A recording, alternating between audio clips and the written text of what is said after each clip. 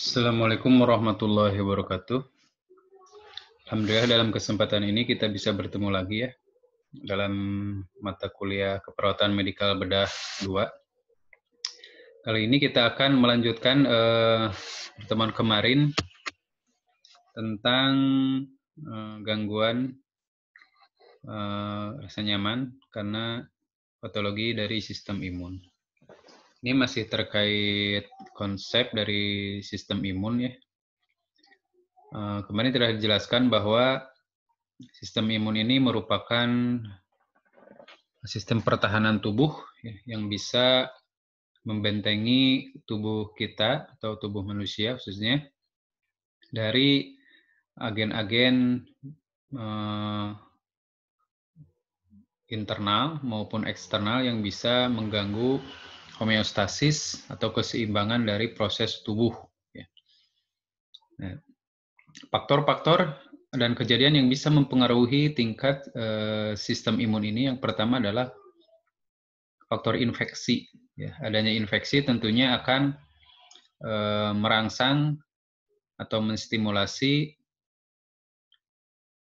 kerja dari sistem imun. Ya, akan lebih meningkat gitu ya.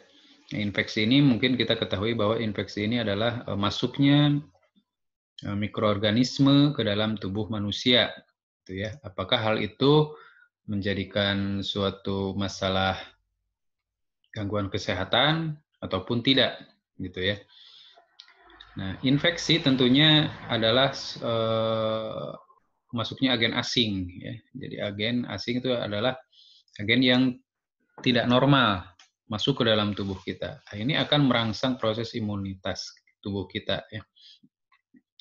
Nah, kemarin dijelaskan bahwa ketika paparan pertama, ya, mungkin respon imun itu tidak begitu adekuat. Ya.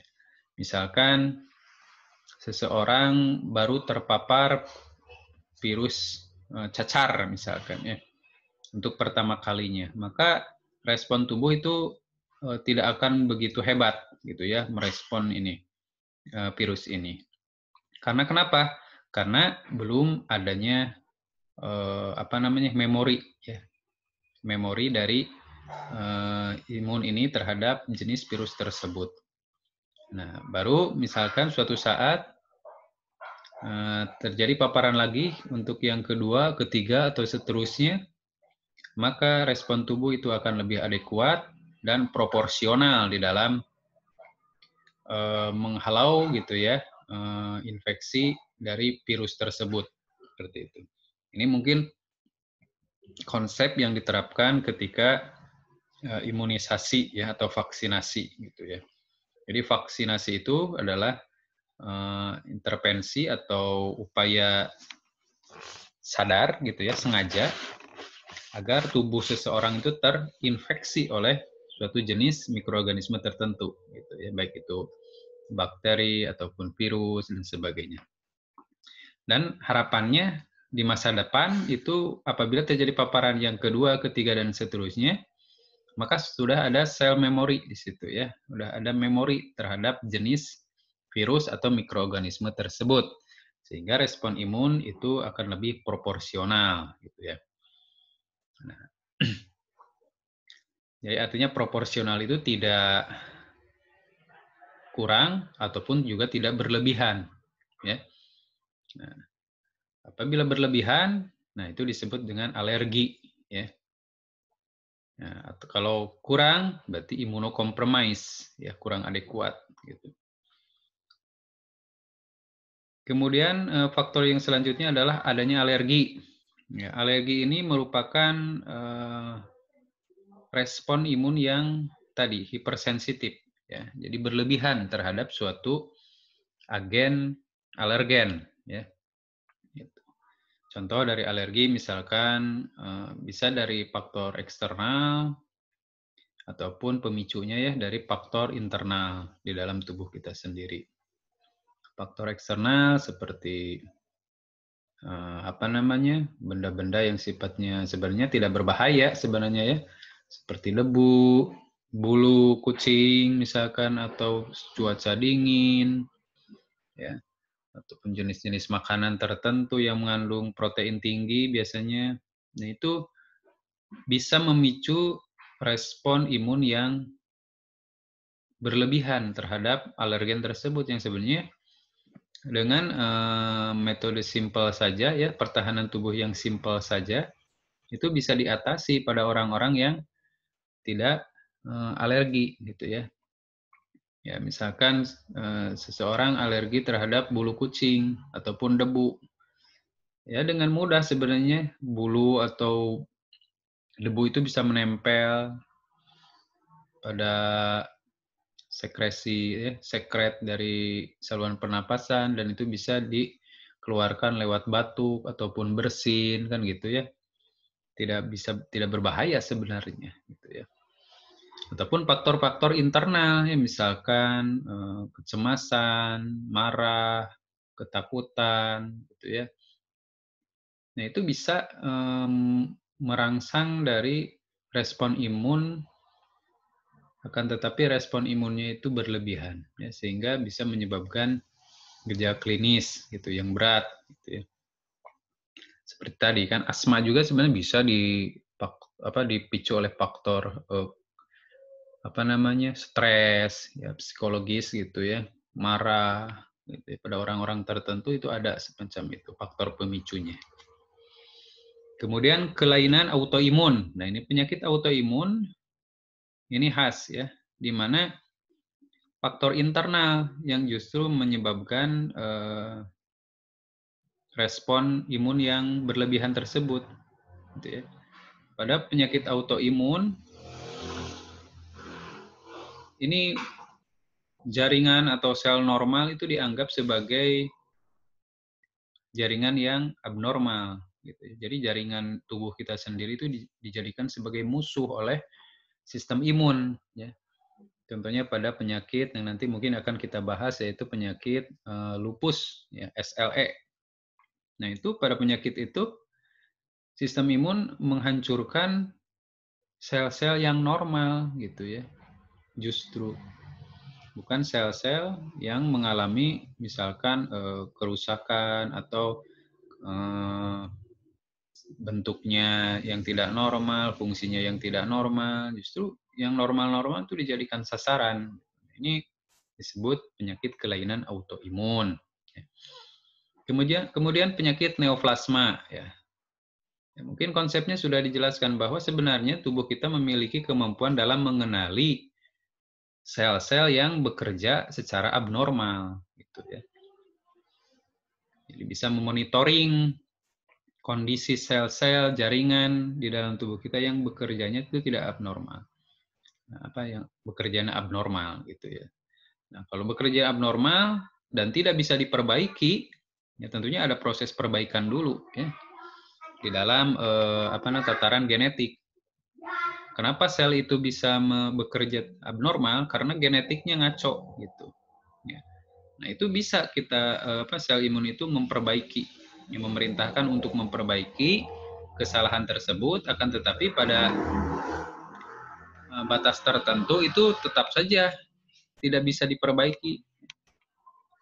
Nah, maka sistem imun akan menghancurkan sel yang tidak menuruti gitu ya perintah untuk memperbaiki diri tersebut.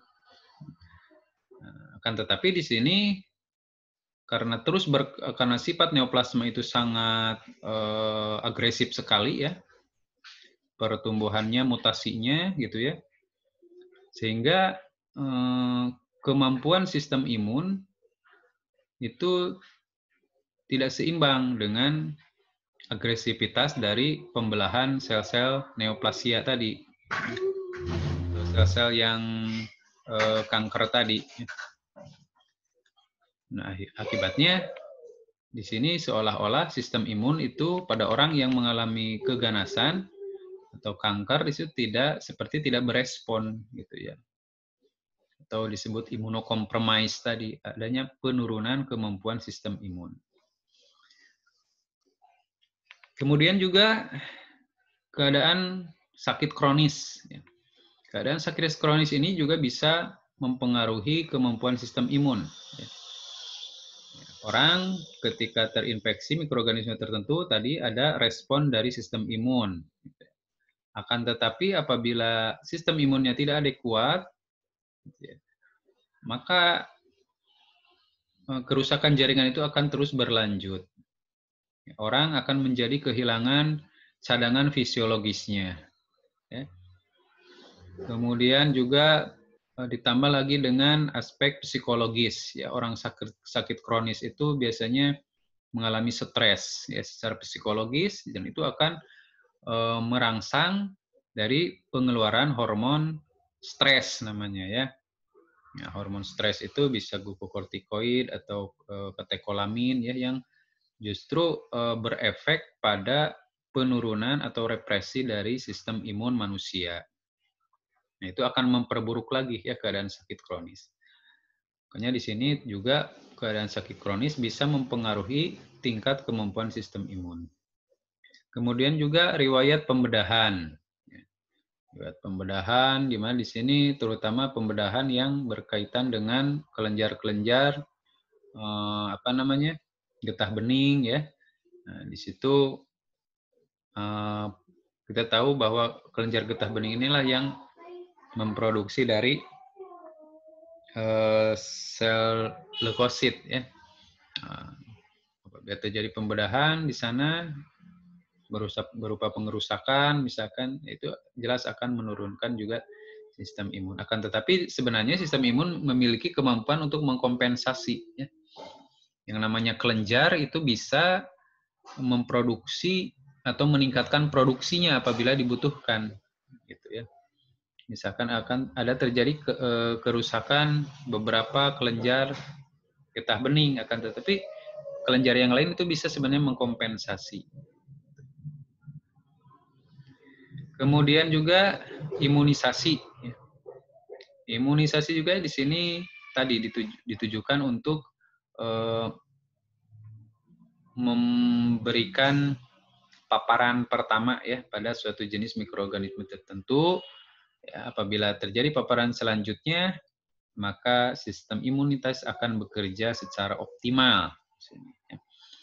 Akan tetapi di sini juga ada yang mengatakan bahwa karena imunisasi ini rata-rata diberikan pada bayi ya, kurang dari 1 tahun, anak kurang dari 1 tahun, ya, balita itu,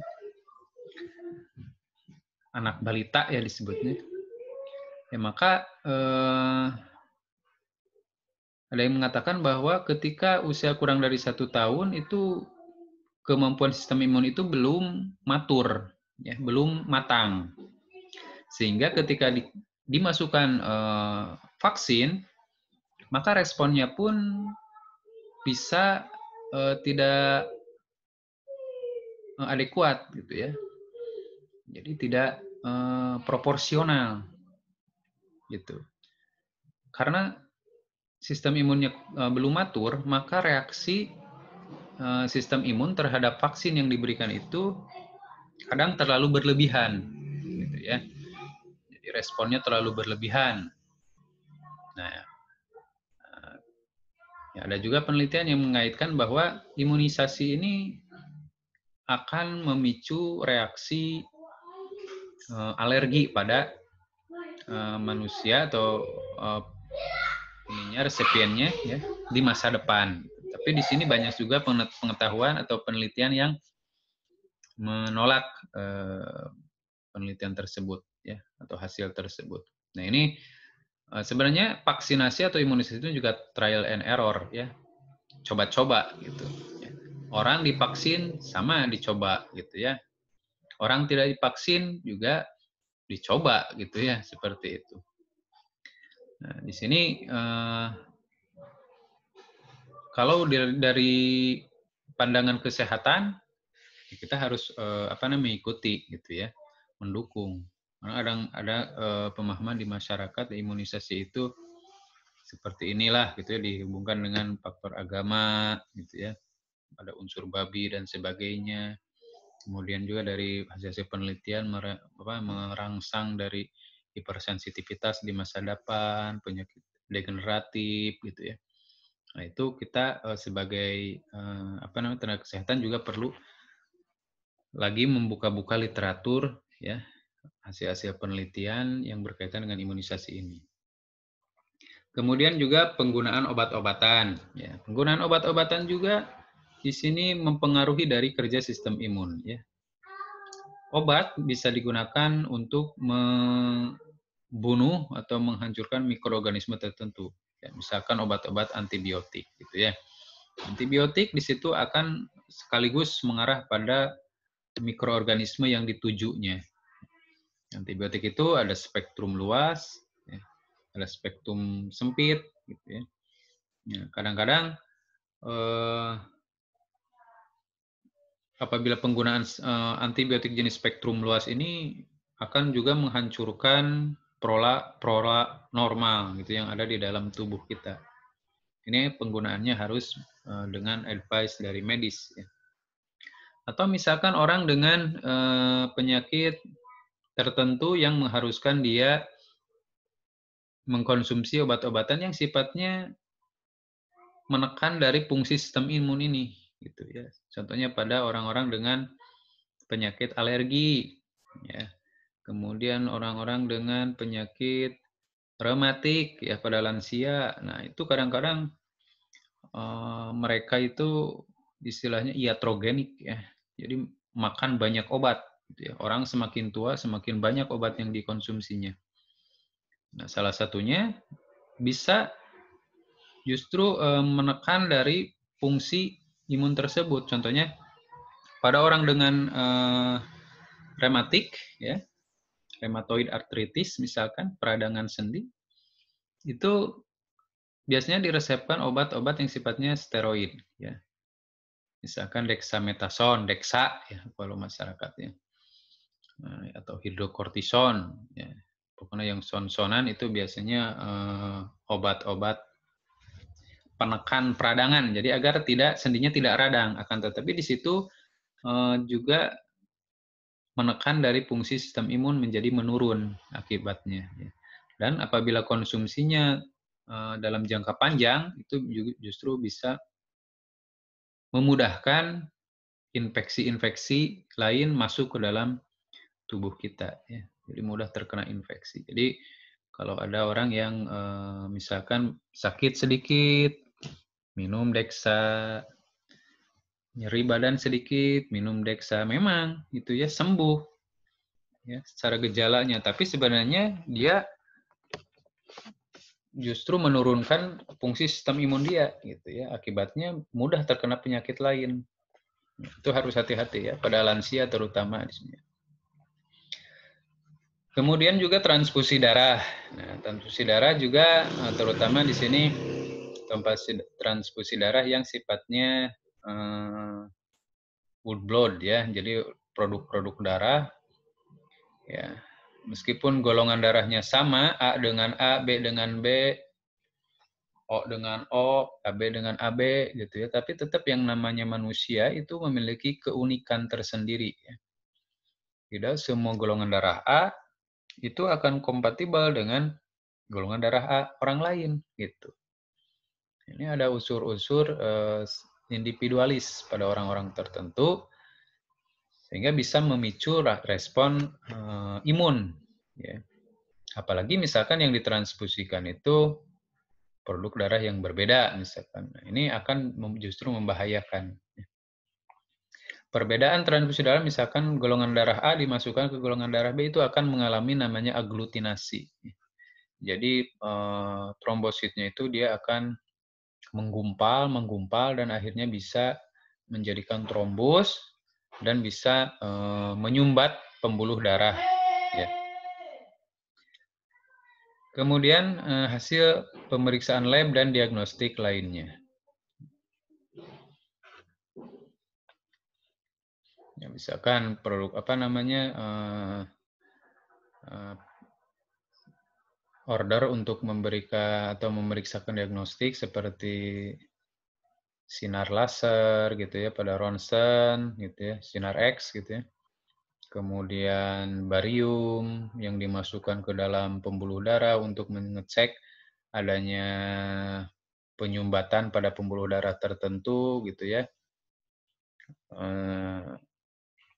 PNO, IPP. Nah, itu adalah pemeriksaan diagnostik yang memasukkan zat-zat tertentu yang kadang-kadang pada orang-orang tertentu itu zat itu menyebabkan alergi, seperti itu. Reaksi sistem imun.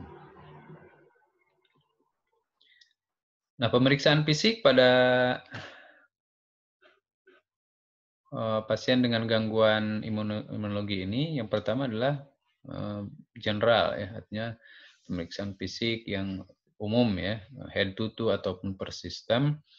Kemudian palpasi nodul limfatikus, ya lihat nodul-nodul limfatikus ini banyak sekali terdapat pada area leher gitu ya. Kemudian area lipatan tubuh, sekitar dada, kemudian selangkangan gitu ya. Nah, itu banyak sekali limfatikus. Apabila misalnya seorang terkena infeksi pada regio badan tertentu, misalkan pada kaki, maka biasanya nodul limfatikus yang paling dekat dengan itu akan mengalami pembesaran ya atau pembengkakan. Kalau kita mah dibilang sesekelen gitu ya, jadi nyeri, panas gitu ya ketika itu adalah respon normal peningkatan aktivitas dari nodus limfa. Kemudian pemeriksaan kulit dan membran mukosa.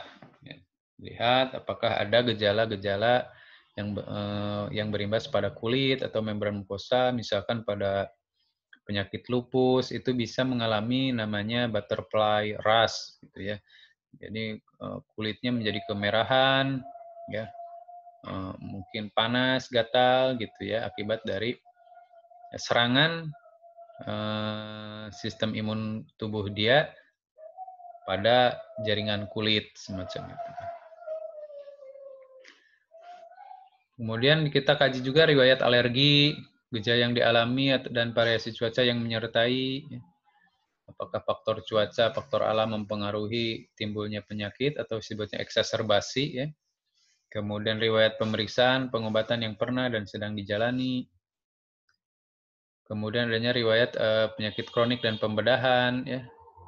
Ada nggak pasien itu mengalami tanya ya penyakit kronik seperti DM, penyakit ginjal atau PPOK, ya, penyakit paru obstruksi menuhun atau kronis, terapi yang sedang dijalani, riwayat operasi pengangkatan limpa, nodus limfatikus, kelenjar timus, yang tadi dijelaskan ya. Apakah Bapak atau Ibu pernah operasi nodus limfatikus, kelenjar timus? Ini akan sangat mempengaruhi dari potensi respon imun ya terhadap adanya infeksi ataupun alergen tertentu. Kemudian riwayat transplantasi organ juga ya. Transplantasi organ tentunya ditujukan untuk menyelamatkan hidup seseorang atau life saving. Akan tetapi organ yang ditanam itu yang namanya organ dari luar dari orang lain tentunya bahkan berbeda gitu ya dengan organ yang ada di dalam tubuh kita sendiri. Dan itu menjadi benda asing yang pasti akan menyebabkan reaksi imunologi ya berupa penghancuran dari organ yang ditanam tersebut ya. Makanya orang-orang yang mengalami transplantasi organ itu diberikan obat anti apa namanya obat anti imunologinya ya. Jadi dia akan menghalangi respon imun terhadap organ tersebut. Dan kadang-kadang dikonsumsi beberapa tahun dalam jangka waktu yang lama. Kita harus hati-hati kalau ada gitu ya orang yang menjalani transplantasi organ itu dilihat dari fungsi organ tersebut apakah baik yang ditanam itu ya atau justru akan rusak gitu akibat dari respon imun. Obat-obatan dan transfusi darah tadi ya, riwayat pengobatan masa lalu dan sekarang, antibiotik, kortikosteroid, preparat sitotoksik ya. Jadi yang merusak sel, kemudian agen-agen salisilat, NSAIDs dibacanya ya, obat-obatan anestesi, Nah, ini mengakibatkan supresi imun. Ya. Di satu sisi untuk menurunkan keluhan, gejala, nyeri, gitu ya, bengkak, radang, akan tetapi satu sisi lain efek sampingnya adalah menurunkan potensi dari imunitas tubuh dan riwayat transfusi darah. Nah, ini gambaran dari kenapa misalkan agen-agen alergik yang dicurigai bisa menyebabkan alergi di tubuh seseorang itu perlu dites dulu ya sebelum diinjeksikan. Misalkan antibiotik ya. Antibiotik itu harus di-scan di skin test dulu sebelum dimasukkan ke dalam tubuh seseorang ya. Apabila misalkan orang itu tidak memberikan keterangan bahwa obat tersebut tidak menyebabkan alergi, akan tetapi kan tiap orang tidak akan mengingat ya, pasien tidak akan mengingat, ibu alergi metronidazole teh, ibu alergi ceftriaxone teh, nah, dia tidak akan tahu ya. Kita harus berhati-hati, makanya kita sebelum memasukkan obat yang diresepkan tersebut, terutama golongan jenis antibiotik, ya, itu harus di skin test dulu ya.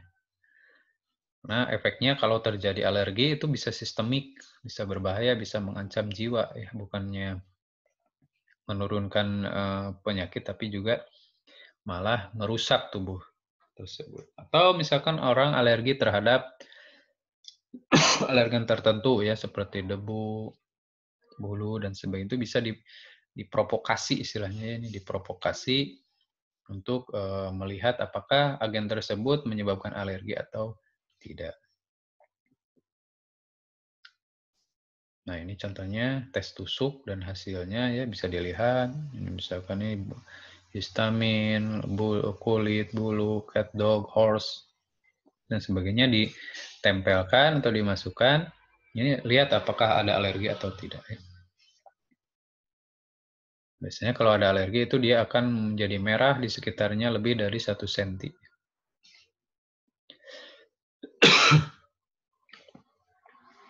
Nah, tadi kalau berkaitan dengan humoral immunity, ini diperantarai tadi oleh limfosit B ya atau plasma cell. Ya, limfosit B ini berkaitan dengan jenis-jenis imun ya. Kita jelaskan satu-satu di sini. Limfosit B itu diproduksi di sumsum tulang. Ya. Atau sumsum tulang atau bone marrow ya. Jadi kenapa disebut limfosit B? Itu B-nya itu apa ya? Nah, itu ada yang mengatakan B itu bone ya, bone marrow. B mengatakan limfosit B itu bursa ya, bursa itu sumsum tulang ya. Tapi lebih tepatnya itu bursa ya. Bursa. Jadi limfosit bursa. Ya, artinya di sini si limfosit ini dia matang pada sumsum tulang ya. Jadi dia lahir muda dan dewasa matang di sumsum tulang. Nah, apabila dia masuk ke darah ya, dari jaringan masuk ke darah itu disebut sel plasma namanya ya. Nah, di sini perannya adalah membuat antibodi atau disebut juga imunoglobulin atau disingkat IG ya. IG, imunoglobulin.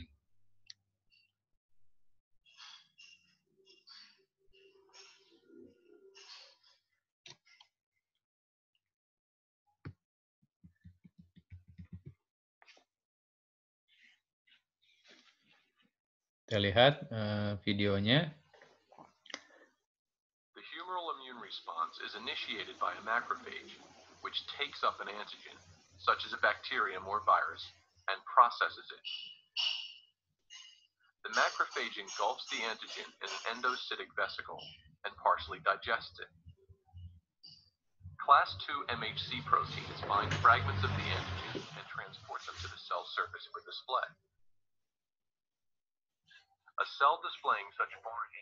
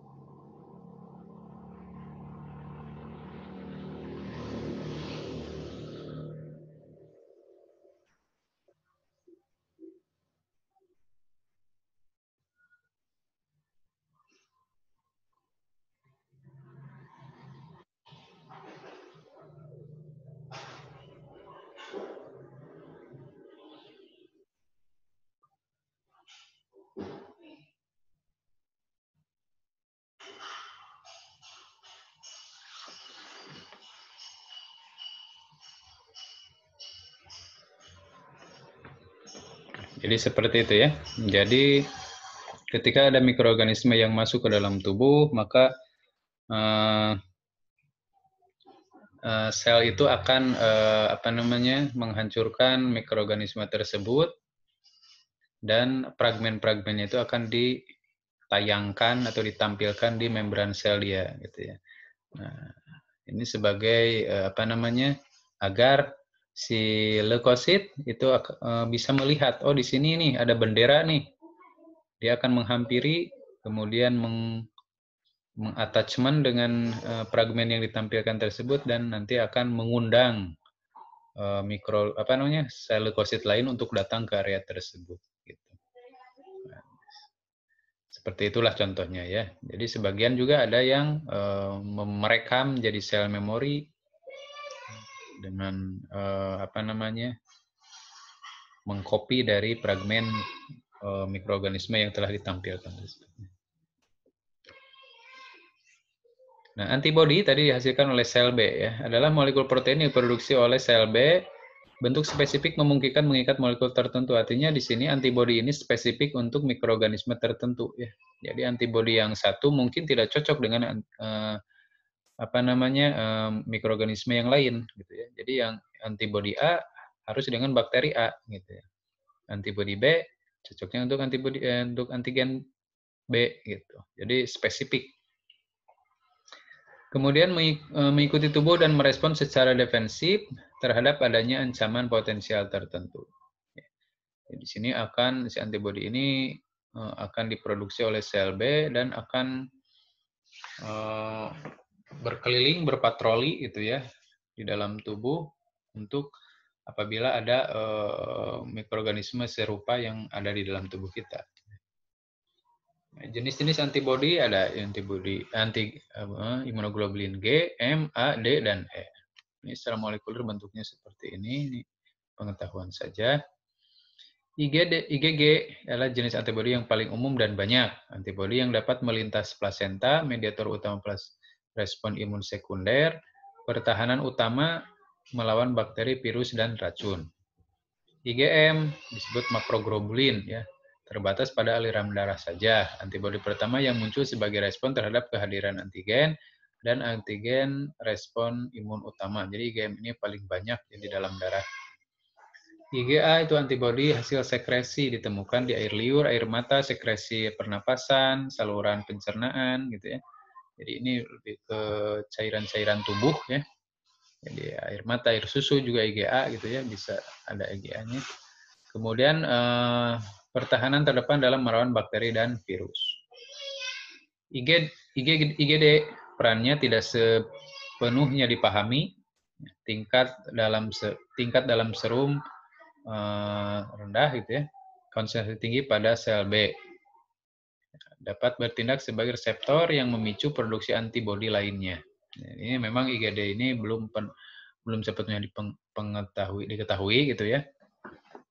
Tetapi sedikit diketahui bahwa dia itu memicu atau merangsang produksi antibodi yang lain. IgE tingkat dalam serum sangat rendah, terikat terutama pada sel mas dalam jaringan. Ya, mengontrol reaksi alergi dan mencegah infeksi parasit. Nah, biasanya di sini IgE ini yang bertanggung jawab terhadap adanya hipersensitif ya. Hipersensitif atau alergi itu penyebabnya respon ini yang berlebihan ya. Sehingga apabila produksinya terlalu berlebihan maka reaksi peradangan itu akan meningkat. Kemudian ada limfosit T ya, atau sel T disebut. Kenapa disebut T? Nah, itu berasal dari tulang ya. T-nya itu bukan tulang ya. Sel T itu timus, tadi kelenjar timus ya. Jadi dia lahir muda di bursa sama dengan sel B sebenarnya ya. Dari sel B dan sel T itu induknya sama, induknya cikal bakalnya. Pada di ibunya itu berasal dari stem cell ya, namanya stem cell. Jadi si stem cell di situ menjadi sel B dan sel T. Nah, ketika beranjak mau dewasa, maka si sel T ini akan berbondong-bondong masuk ke kelenjar timus untuk matang di sana, untuk matur ya, dewasa di sana. Jadi dari tulang masuk ke kelenjar timus dan bertanggung jawab untuk mediasi imunitas seluler. Disinilah si sel T ini memiliki peran yang sangat penting di dalam membunuh atau menghancurkan mikroorganisme patogen yang masuk ke dalam tubuh. Jenis-jenis sel T itu berbagai macam, ada sel pembantu atau CD4 atau T helper disebutnya. Ada sel sitotoksik, sel pembunuh, sel citotoksik. Ada sel penekan, TS, T suppresor, dan sel memori, ya, T memori. Sel TH, sel T helper itu adalah master on switch sistem kekebalan tubuh. Mengenali antigen, mensekresi limfokin yang mengaktifkan semua sel sistem kekebalan lainnya. Merangsang sel B untuk memulai produksi antibodi. Ya, jadi si sel T ini dia akan berpatroli sepanjang hari ke mengelilingi tubuh kita, dan apabila menemukan atau bertemu dengan antigen, maka dia akan mempresentasikan nantinya ya. Jadi akan meminta pertolongan pada sel T yang lain untuk menghancurkan ini. Ya. Ini dia akan mengenali si antigen ini, kemudian mempresentasikan ke di kelenjar timus tadi. Ya. Oh ini nih sel mikroorganismenya bentuknya seperti ini, reseptornya seperti ini. Nah dia bertanggung jawab untuk itu. Kemudian mensekresi limfokin yang mengaktifkan semua sel sistem kekebalan lain. Ya. Kemudian merangsang sel B untuk memulai produksi antibodi. Jadi dia sebagai apa ya, satpam gitu ya, monitoring, patroli gitu ya. Nantinya akan memberikan mempresentasikan jenis mikroorganisme yang datang ke dalam tubuh. Nah, kemudian sel T sitotoksik atau disebut juga killer, ya ini merespon adanya antigen dan limfokin yang diproduksi oleh tadi sel T helper tadi ya, yang TH itu. Mencari, mengkikat, dan menghancurkan sel terinfeksi oleh virus, beberapa sel tumor, dan sel-sel transplantasi jaringan. Ya. Jadi yang ini perusak, ya, sitotoksik jadi akan perusak sel, ya. Baik sel yang terinfeksi virus, ataupun tumor, ataupun sel yang ditanam di dalam tubuh.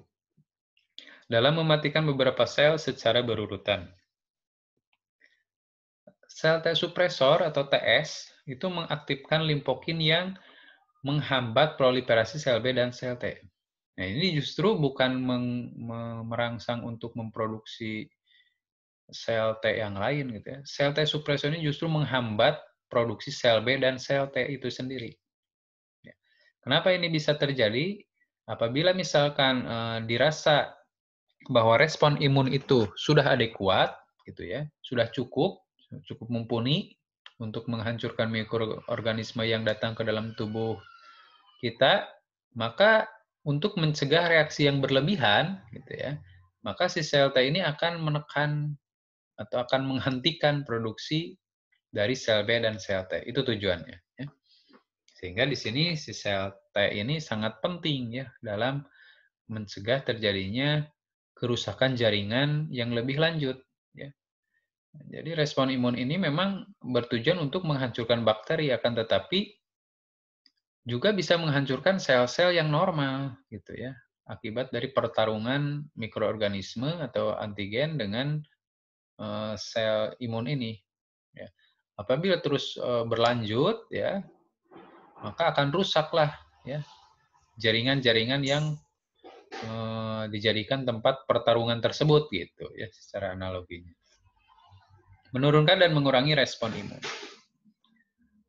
Sedangkan sel T memory ini adalah pernah menemui antigen spesifik sebelumnya, menanggapi dengan cara yang disempurnakan pada eksposur berikutnya, dan mengindikasikan respon imun yang sekunder. Artinya kedua kalinya ya. Tadi konsepnya, jadi sel yang sebagian sel T itu akan menjadi sel memori ya yang akan mengingat mengingat masa lalu. Ya, yang pernah terjadi gitu ya. Apabila terjadi kedua kali, ketiga kali, dan empat kalinya, maka dia akan apa namanya merangsang sel T lain untuk bertindak secukupnya gitu ya.